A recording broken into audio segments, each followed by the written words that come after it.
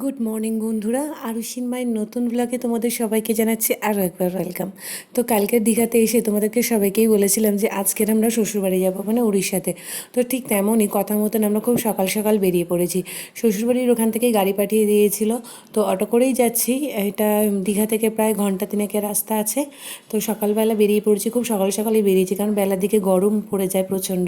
তো এখানে দেখতে পাচ্ছি আমি অনেক দিন পরেই শাড়ি পরেছিলাম, শ্বশুরবাড়ি যাচ্ছি সেই কারণে শাড়ি পরেছি, একটা সুতির শাড়ি পরেছি, সারাদিন যাতে পরে থাকতে পারি, আরাম হয়।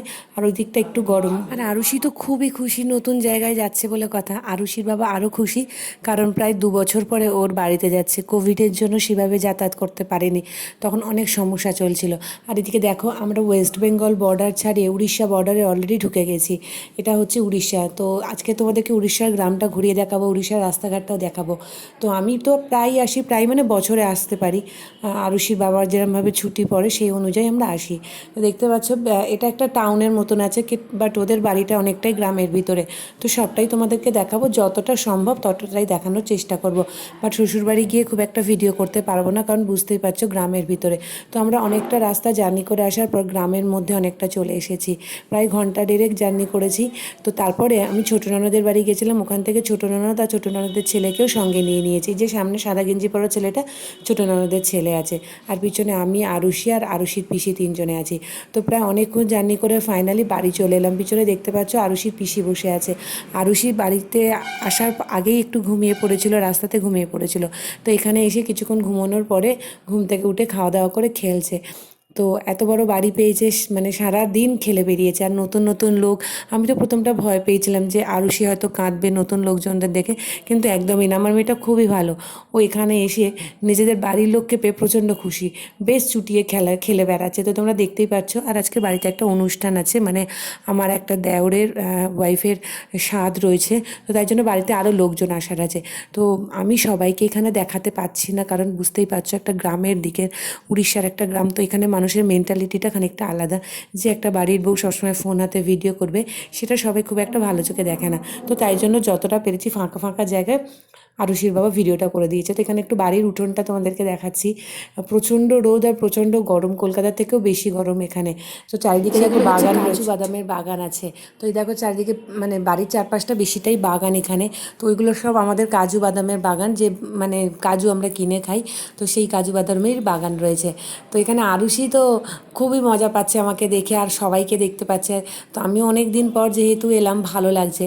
তো দেখো অনেকক্ষণ পর নিজের থোবড়াটা একটু তোমাদেরকে দেখাতে চলে এলাম। হয়তো অনেকে পছন্দ করো না আমাকে দেখতে, কিন্তু কি করব, আমি তো নিজেকে পছন্দ করি, তাই নিজেই নিজেকে দেখাচ্ছি। তো এটা বাড়িতে রয়েছি, বাড়ির আরও লোকজনরা অন্যদিকে রয়েছে, তাই এই দিকটা একটু ফাঁকা, লোকজন কম বলে আমি ভাবলাম যে একটু তোমাদেরকে বাড়ির চারদিকটা ঘুরিয়ে দেখাই। আমি সেই লাস্ট এসেছিলাম 2019 সালে, তারপর করোনার জন্য আসতে পারিনি, প্লাস নিজে অসুস্থ হয়ে পড়েছিলাম। তো এইদিকে দেখো, এগুলো বাগানে যাওয়ার রাস্তা আছে, কাজু বাদাম বাগানে যাওয়ার রাস্তা। তো এগুলো সচরাচর খুব একটা লোক চলাফেরা করে না। আর এখানে বাগানে, মানে গাছে গাছে প্রচণ্ড হনুমান থাকে।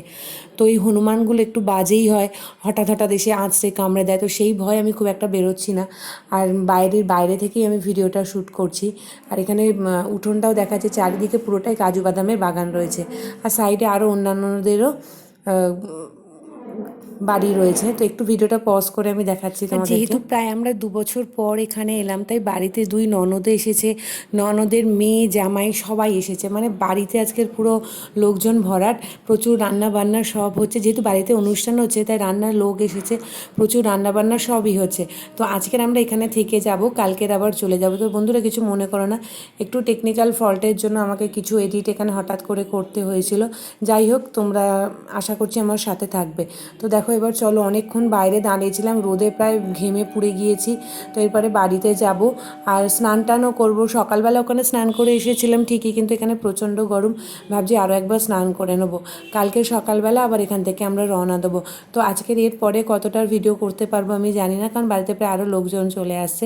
হয়তো এরপরে আর বেশি ভিডিওটা আমি বাড়াতে পারবো না, হয়তো আবার কালকে সকালে যাওয়ার সময় তোমাদের সাথে দেখা করব। তো আরুষিকে এখানে একটু সোফায় বসিয়ে দিচ্ছি, অনেকটা ঘুরেছে।